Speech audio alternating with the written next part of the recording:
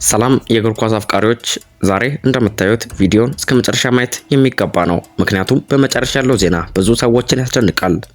ቪዲዮን ከመጀመራችን በፊት ይህን አይነት ፈጣንና ትክክለኛ እግር ኳስ ዜና በየቀኑ ለማግኘት ላይክ ያድርጉ፣ ሰብስክራይብ ይጫኑ፣ እንዲሁም የደወል ምልክቱን ያብሩ ላለው። እሺ አሁን ምንም ሳናባከን ወደ ዛሬ ትኩስ የዝውውር ዜናዎች እንግባ።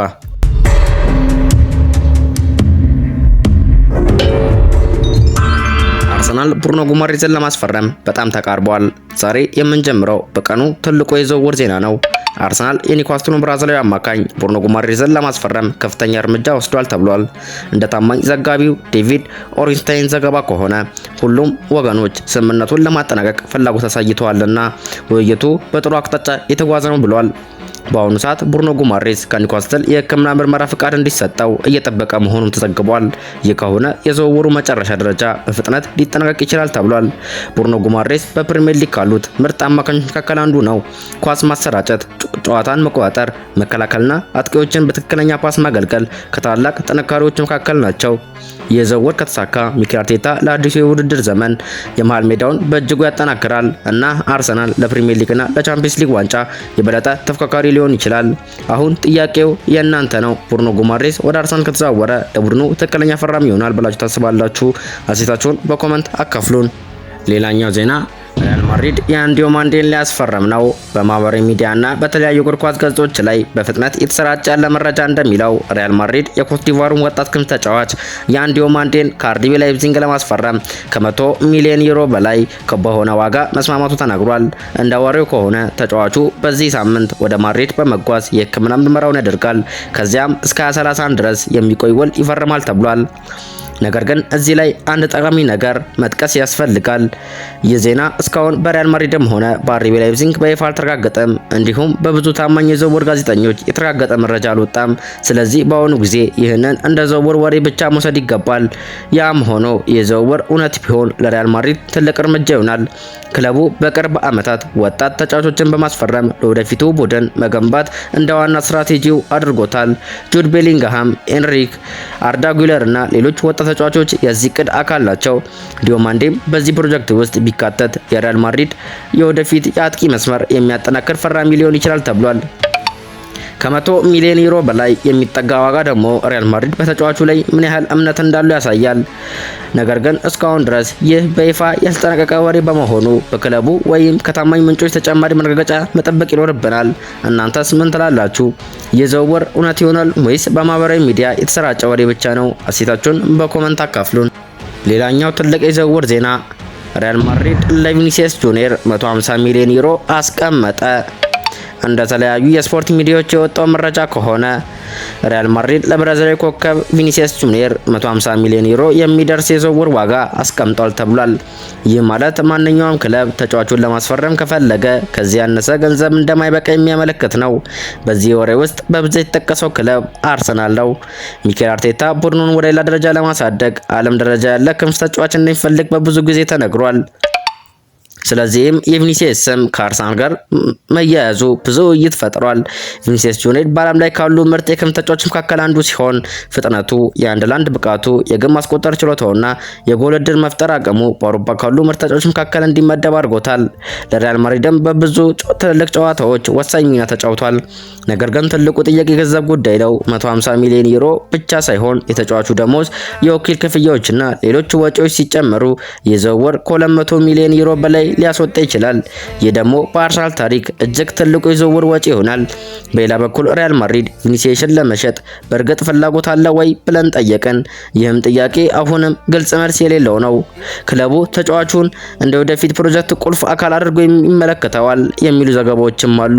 ስለዚህም የ150 ሚሊዮን ዩሮ ዋጋ መኖሩ ማለት ተጫዋቹ በእርግጥ ይሸጣል ማለት አይደለም። በተጨማሪም እስካሁን አርሰናል በይፋ ለቪኒሲየስ ጁኒየር ጥያቄ አቅርቧል ወይም የዝውውር ድርድር ጀምሯል የሚል የተረጋገጠ መረጃ አልወጣም። ስለዚህ ይህንን እንደ ዝውውር ወሬ ብቻ መውሰድ ይገባል። ተጨማሪ ማረጋገጫዎችን መጠበቅ ይኖርብናል። አሁን ደግሞ ጥያቄው ወደ እናንተ ነው። አርሰናል 150 ሚሊዮን ዩሮ አውጥቶ ቪኒሲየስ ጁኒየርን ለማስፈረም አለበት ብላችሁ ታስባላችሁ ወይስ ያንን ገንዘብ በሌሎች ተጫዋቾች ላይ ማዋል ይሻለዋል? ሀሳባችሁን በኮመንት አካፍሉን። ሌላኛው ዜና ማንቸስተር ሲቲ ፔድሮ ኔቶን ሊያስፈርም ነው። በቅርብ ሰዓታት ውስጥ የወጣው የዝውውር መረጃ እንደሚለው ማንቸስተር ሲቲ የቼልሲውን ፖርቹጋላዊ ክንፍ ተጫዋች ፔድሮ ኔቶን ለማስፈረም በቀጥታ ከተጫዋቾቹ ወኪሎች ጋር ውይይት ጀምሯል። ይህ የመጀመሪያ የድርድር እርምጃ መሆኑ ተነግሯል እና ሲቲ ተጫዋቹን በቅርብ የገመገመ እንደሆነ ይጠቆማል። ነገር ግን የዝውውር በቀጥታ የሚፈጸም አይደለም። ዘገባዎች እንደሚሉት ሁሉም ነገር በሳቪኒዮ ወደፊት ሁኔታ ላይ ይመሰረታል። ሳቪኒዮ ወደ ቶተንሃም ከተዘዋወረ ማንቸስተር ሲቲ የሚተውን ክፍተት በፔድሮ ኔቶ ለመሙላት እንቅስቃሴውን ያፋጥናል ተብሏል።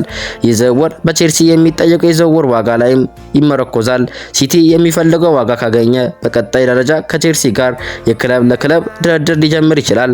ፔድሮ ኔቶ በፍጥነቱ በድሪብሉ በሁለቱም እግሮች የመጫወት ብቃቱና በአጥቂ ክፍል በተለያዩ ቦታዎች የመሰለፍ ችሎታው የሚታወቅ ተጫዋች ነው። ፔፕ ጋርዲዮላ በተለያዩ የአጥቂ ቦታዎች መጫወት የሚችሉ ተጫዋቾችን እንደሚወድ ይታወቃል። ስለዚህ ኔቶ ከሲቲ ያጨዋወት ዘይቤ ጋር ሊስማማ ይችላል የሚል ግምት አለ። በሌላ በኩል ቶተንሃም ፔድሮ ኔቶን የተከታተለ መሆኑ ተዘግቧል። ይህም ማለት ማንቸስተር ሲቲ ይህን ዝውውር ለማጠናቀቅ ፍጥነት ሊያሳይ ይችላል። ምክንያቱም ሌላ ተፎካካሪ ክለብ በውድድር ውስጥ አለ።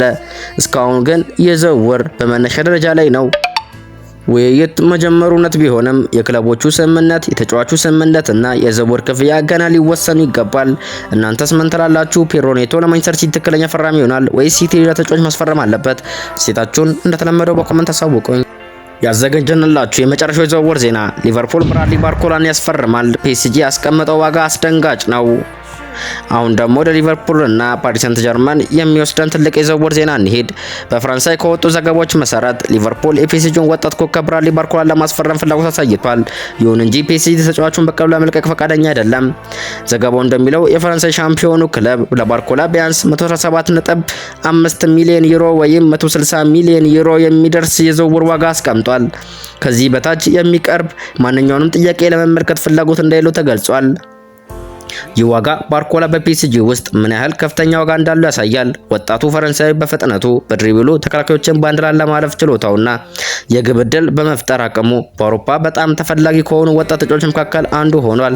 ሊቨርፑል በዚህ ክረምት የአጥቂ ክፍሉን ይበልጥ ለማጠናከር እየፈለገ መሆኑ በተደጋጋሚ ተዘግቧል። ስለዚህም የባርኮላ ስም ከአንፊልድ ጋር መያያዙ ብዙዎችን አስደስቷል። ነገር ግን ዋናው ጥያቄ የገንዘብ ጉዳይ ነው። 160 ሚሊዮን ዩሮ የዝውውር ክፍያ ከተጫዋቹ ደሞዝና ከሌሎች ወጪዎች ጋር ሲደመር በጣም ከፍተኛ ወጪ ይሆናል። ስለዚህም ሊቨርፑል የኔ ያህል ገንዘብ ለአንድ ተጫዋች ለማውጣት ፈቃደኛ ይሆን ወይስ አይሆን የሚለው አሁንም ግልጽ አይደለም። በሌላ በኩል ፒኤስጂም ባርኮላን የወደፊቱ የፕሮጀክት ቁልፍ ተጫዋች አድርጎ እንደሚያዩ ተነግሯል። ስለዚህ ይህን የዝውውር ዋጋ ማስቀመጡ ተጫዋቹን ለመሸጥ በጣም ከፍተኛ ጥያቄ እንዳሉ ያሳያል። እስካሁን ግን ሊቨርፑል ይህን ዋጋ ለመክፈል ዝግጁ እንደሆነ የተረጋገጠ መረጃ የለም። እንዲሁም ዝውውሩ በመጀመሪያ ደረጃ ላይ እንደሚገኝ ተገልጿል። እናንተስ ምን ትላላችሁ? ሊቨርፑል 160 ሚሊዮን ዩሮ አውጥቶ ብራድሊ ባርኮላን ማስፈረም አለበት ወይስ ያንን ገንዘብ ሌሎች ተጫዋቾች ማዋል ይሻለዋል? ሀሳባችሁን በኮሜንት አካፍሉ። እነዚህ ለዛሬ ያዘጋጀንላችሁ ትኩስ የእግር ኳስ የዝውውር ዜናዎች ነበሩ። ከነዚህ ዜናዎች ውስጥ የትኛው በጣም አስደንቋችኋል? ብሩኖ ጉማሬዝ ወደ አርሰናል ወይስ የቪኒሲየስ 150 ሚሊዮን ዩሮ ዋጋ ወይስ ሌላ? እሲታችሁን ከታች በኮሜንት አስቀምጡ። ሁሉንም አነባለሁ። ቪዲዮን ከወዳችሁ ላይክ ማድረግን አትርሱ። ቻናሉን ሰብስክራይብ በማድረግ የደወል ምልክቱን ያብሩ። በየቀኑ የሚወጡ ትኩስና የተረጋገጡ የእግር ኳስ ዜናዎች እንዳያመልጣችሁ እላለሁ። እኔ ሚሊጌች ነኝ። ስለተከታተላችሁኝ ከልብ አመሰግናለሁ። እስከምንገናኝ በሚቀጥለው ቪዲዮ ሰላም ቆዩ።